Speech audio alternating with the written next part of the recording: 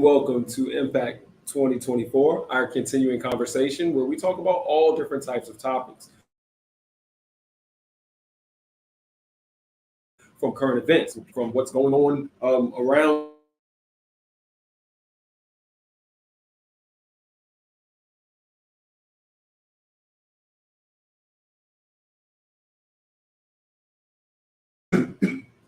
by typing questions or comments into the comments section. And so, please feel free to type your comments and your questions into the comment section. Now, normally people don't do this, but I'm gonna go ahead and I'm gonna address it. We have been having some little issues and delays in our feed a little bit. So if you catch that, stick with us. And it's only temporary and it jumps back on. And be assured that we are researching the issue. But as always, we hop right in to the topics. Have been gone for a little bit, but I'm back. The show has still gone on, but I've been gone for a little while. But I'm back, and a myriad of different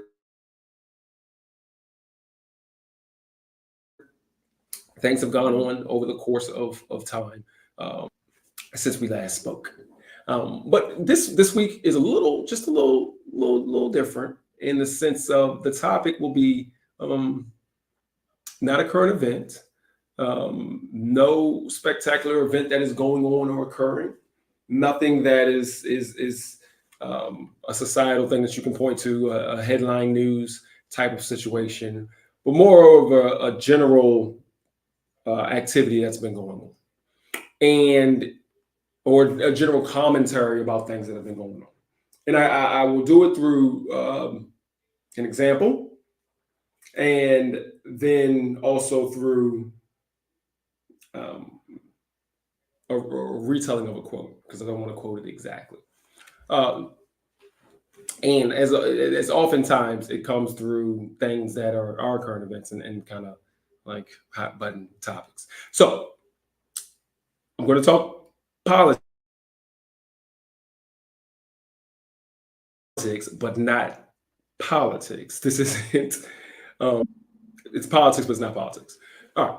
So recently there was a poll going on of people in Florida, Hispanics in Florida, and they were going through and they were talking about Hispanic voters and trying to figure out why there was a apathy towards voting. There were people who just were not really getting ready to go out and vote or thinking about voting in the presidential election here that we're going to have in 2024, in November of 2024.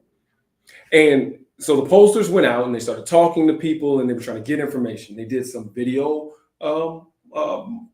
conversations. They did some mail-in conversations. They were doing some just in-person conversations, just different types of conversations going on, talking to people in the Hispanic community, different types of people in the Hispanic community. So just be very clear, they're not monolithic. It's a bunch of different groups, especially in Florida area. There's Cubans, you have Hispanics who are maybe Mexican descent, South American, all over the place. And they were talking to these people, they were saying, well, what is the problem? Why are you not interested in voting? And many of them were just saying, well, one is that we're not paying attention. I don't know what's going on, and so I don't feel comfortable what's going on. So that was one. One of the other ones, though, was I don't know who to vote for. So that's two. One, I don't feel comfortable. I don't know enough. And then the number two is I don't know who to vote for. So not that you don't know what's going on. You're paying attention. You just don't know who you want to support. So one, I don't know what's going on. Two, I don't know who to support.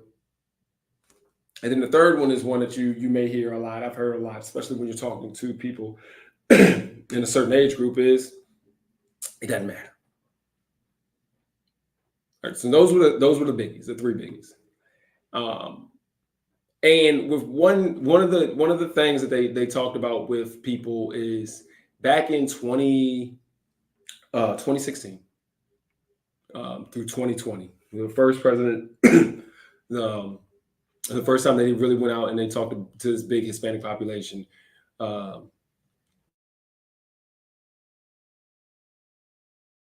they were talking about how they voted in 2020 because many of these people did vote in 2020. So it's young voted in 2020 or young people who it's their first time voting. They're asking, why don't you have any kind of excitement about voting? Are you going to vote? All that kind of good stuff.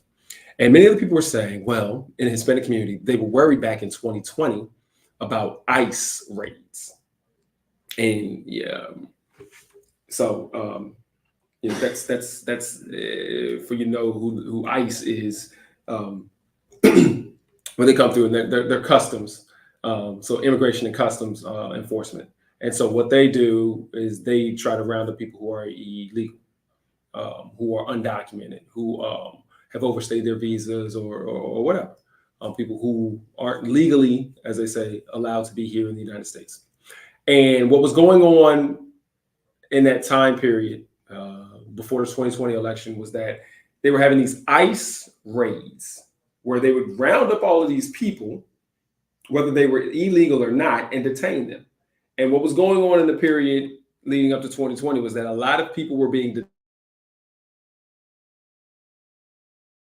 detained who were legal, who had documentation, but it was kind of this terror thing that was going on down there, based on their description, based on the Hispanic people who they were talking to in Florida at the time.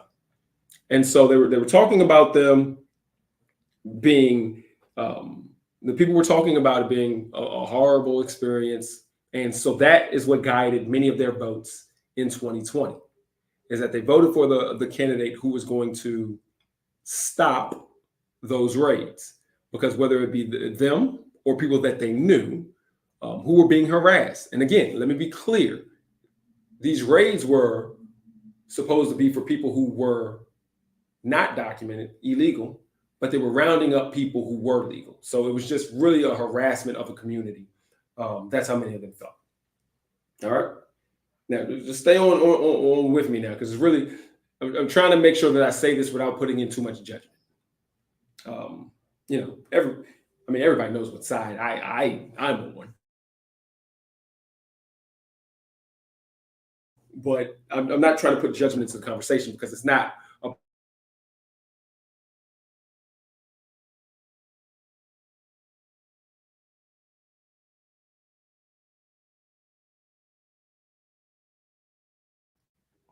was that if you have someone who was here and responsible for the raids before, and they're running again, and then you have the person who came in the office who stopped the raids, how come you aren't excited now to prevent those raids from coming back, but then you were excited to stop the raids?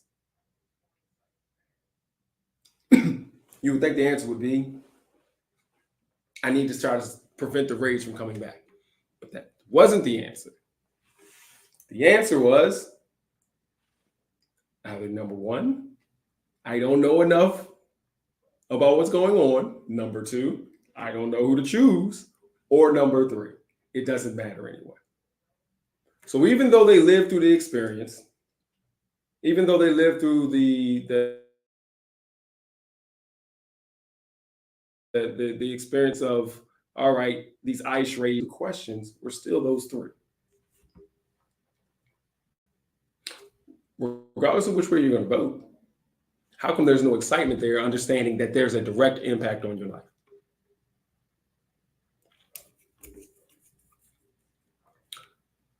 Here's the second part. There's a quote out there that's attributed to different people. One is Martin Luther King. Then there's some other people where they talk about it, religious leaders, other people, and where they talk about inaction. And they say, evil. Basically, the gist of the quote, and the reason I'm not quoting is because it's a bunch of different quotes, and so we can use any one of them, but they all have the same concept. And the concept is this: evil only exists, or evil only prospers when you have good people who do nothing, and they sit by and they let it happen. All right, so that quote, it's been done many different ways by many different people. They all basically say the same thing. Very simple, very, very easy. Evil can only prosper or go through if good people sit back and watch it happen.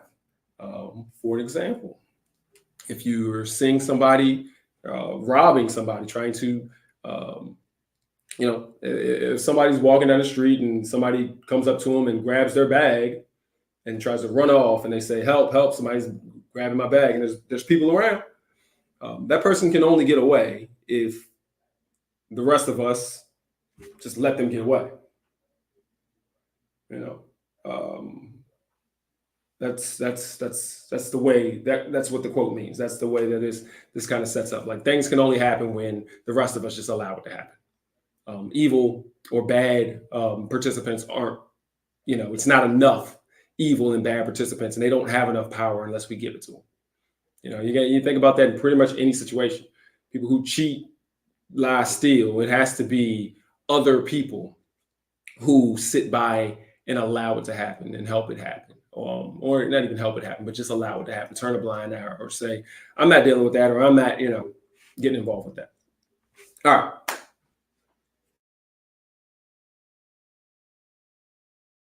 Two scenarios. Yeah, the people who they worry about the ice, but yet they're not going to do anything about it as far as when it comes to voting, even though they have one candidate now who was over the ice raids and one that ended the ice raids, but they're saying that, I don't know who to vote for, or it's not going to matter, and all of that kind of stuff. And then you have another situation where you have a quote that's been attributed out here uh, talking about evil. Why am I bringing up those two things? Here's the reason why. Apathy. Not doing anything.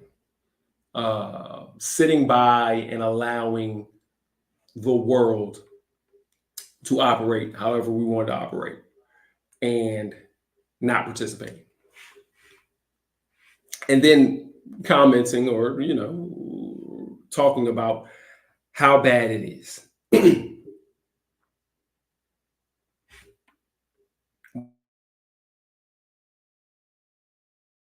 Why do we do that? And why do so many of us do that? And why do and this is the one that is so frustrating. Why do young people do that when they're the ones who have to live in the world for the long term? It's different when you get a little older. When you have more years behind you than you had in front of you, you can sit back and say, well, I don't need to participate as much or put in as much in the world, because I'm on my way out, or I've had my time and then now it's their time. And these decisions affect them longer than they'll affect me.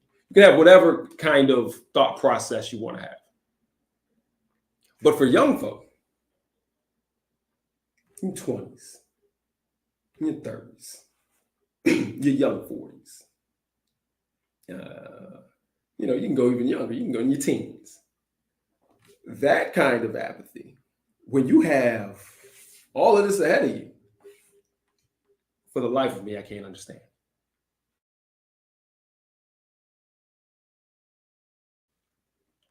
And so here's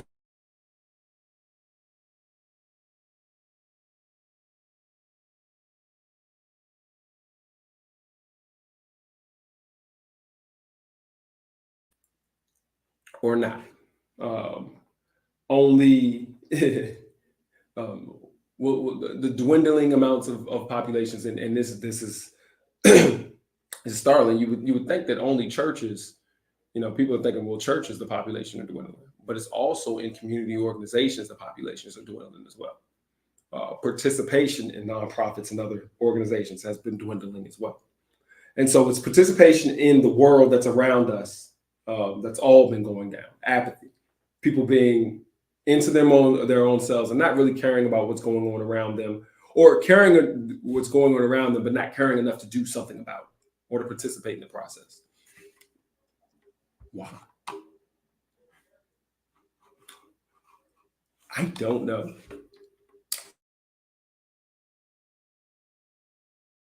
And not only do I not know, I'm always perplexed in your own life. Here's one of the comments. Apathy is a problem, not only for Hispanic people, but also for many people. Apathy is particularly an issue for young people. Yeah.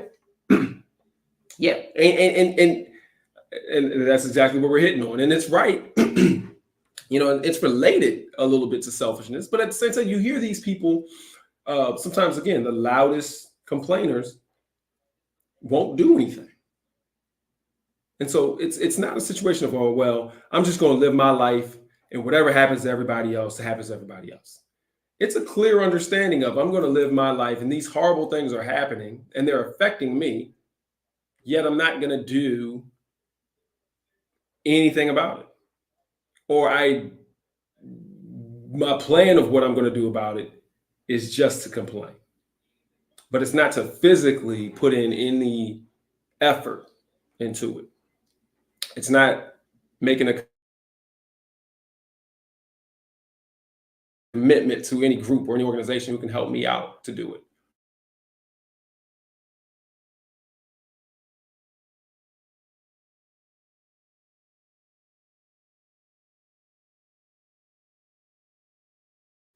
The things that are going on. But that's the end of my complaint. This is horrible. People should be better. I'm gonna leave it like that instead of, well, what can I do? Here's another comment. We live in a world where selfishness is the norm. As long as something doesn't impact me and what I want to do, it is not my problem. But that's the craziness. It does impact you. Or you can see where it can come and impact you, and you still won't do anything.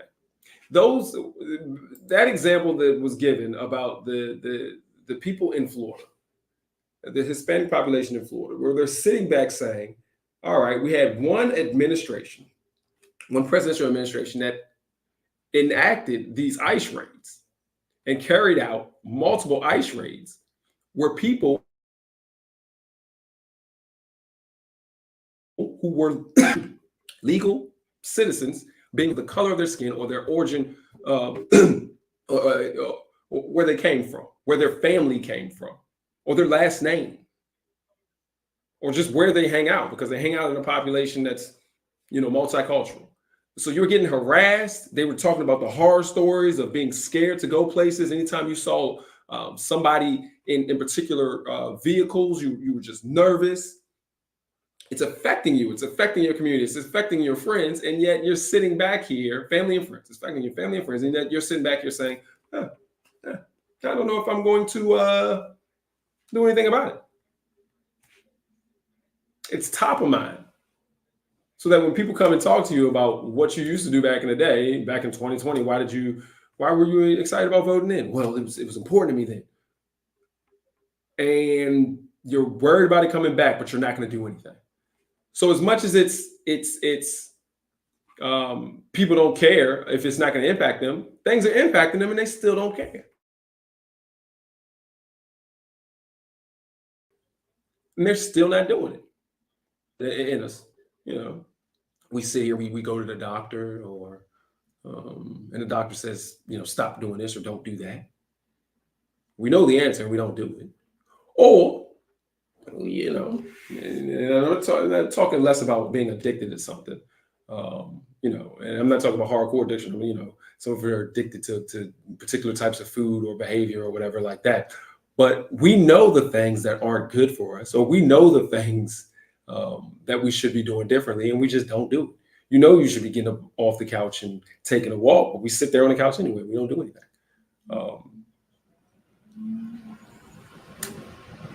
But that's to us in our own detriment, but it's not to the detriment of everyone around us as well.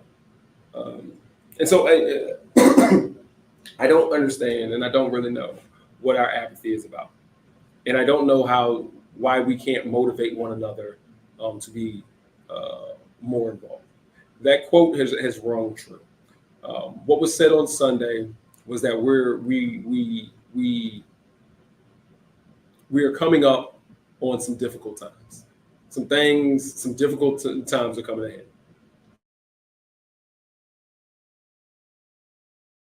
And whatever the definition that is for you, if those difficult, what's your plan when they get here? Is it just sit in it? let the difficulties come to you, come to the people around you, or is it when the difficulties come, are we going to try to do things about it? Help out the people around you, help out the situations around you, change your situation, help out your situation. Or are you just going to sit there and just, all right, if it's raining, it's just raining. I'm going to just sit right here in the rain. I'm not going to go seek shelter. I'm not going to go, put on a jacket. I'm going to just sit here in the rain and complain about how much it's raining. Because, that's what's coming, I think. Regardless of what you think is happening, whether you think it's a political thing where, the wrong candidate will get in or the right candidate will get in, whatever. Or if you think that inflation is going to continue to go bad and people are not going to be able to afford houses and things or whatever. Or you see how hot it is, the climate is going to continue to go bad or whatever. Or you see all of these wars and these different situations that's going on around the globe. And even here, when it comes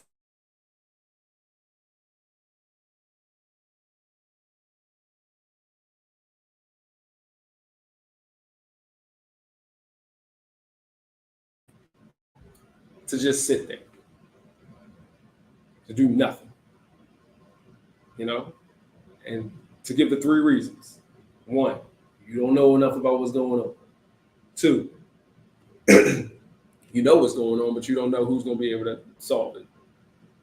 Or three, doesn't matter anyway.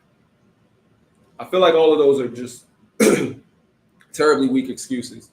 And I know that was about people's voting patterns, but I think it all comes down to all of us doing it in the same situation. We give these excuses for why we want to sit back and do nothing. And as the quote said, that's how evil persists. If you look at anything, I believe, if you look at any of these particular situations in history,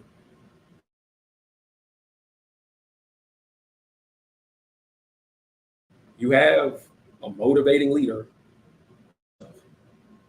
try to get evil done, try to get bad things done. And you got to have enough people to sit back and just be like, well, I'm not going to really do anything about it. I'm not going to stop it. I'm not going to say, hey, that's not okay. And I think some people think, you're like, man, I don't want to get involved and, have my life endangered and do all of this kind of stuff and blah, blah, blah, blah. It doesn't have to even get to that, I feel like. Most of the time, it gets really bad because so many people were so apathetic, we're so laissez-faire about things, we're so lazy for so long that it got bad. But if you stop things early on, it doesn't have to get to that point where you're putting yourself in a dangerous situation.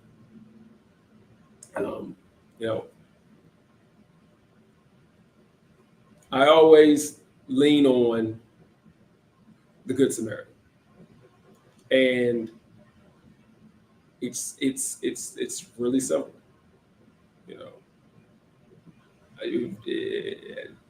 Jesus put it out there just plain and simple. At the end of the day, when you see something bad going on,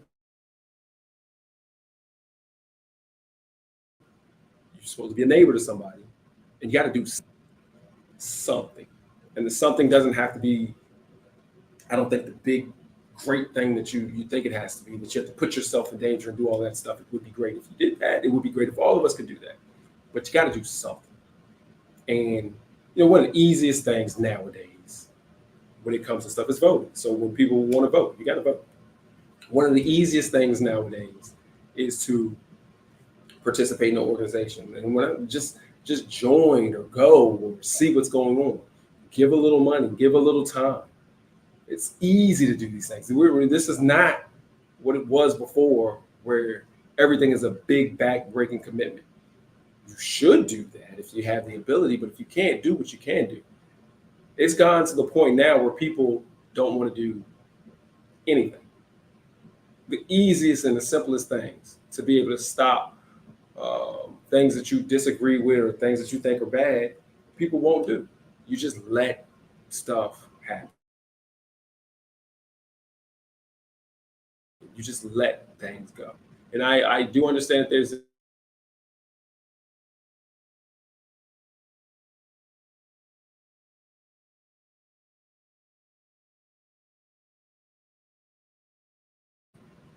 are fundamentally wrong, fundamentally bad, fundamentally against what you think are to be right, you gotta do something. So that's it. I don't know how people can be so apathetic. I think that we should all work towards. Um, I guess we all have to work towards being better motivators. Motivate ourselves to do the right things and motivate others around us to do the right things as well. We've talked about this before in different lights, but not directly. And the direct conversation is, what do we have to do to get people involved? What do we have to do to get people to care about their own situation?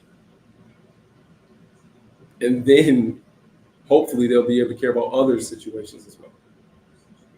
This could go deep. It could be about people not loving themselves, not loving those around them, not caring about others, not caring about themselves, treating themselves the same way that other people treat them or society. It could go deep. I don't know the exact reason for everything that is being put into this pot. But what I do know is that enough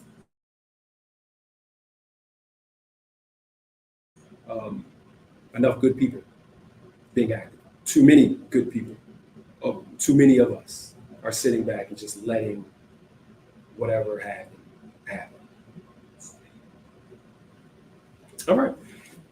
Well, that's it. Again, for those of you who were able to stick with us, I know that our internet has been a little shaky, but we're working on it and we're trying to get that together. As a reminder, this is a Impact 2024, a ministry of the modern Christian ministries, on Tuesdays today at 7 o'clock Eastern time. We have prayer, and so we encourage you to pray with us. And that's that you pray. We all pray as a ministry together. On Thursdays, we have Thursday Thirst, our weekly Bible study. Please join us for that. Sundays as well at 10 o'clock. We have 10 a.m. Eastern Standard Time. We have worship service, and please join us for that. And back to Thursday, that's at 7 p.m. Eastern Standard Time.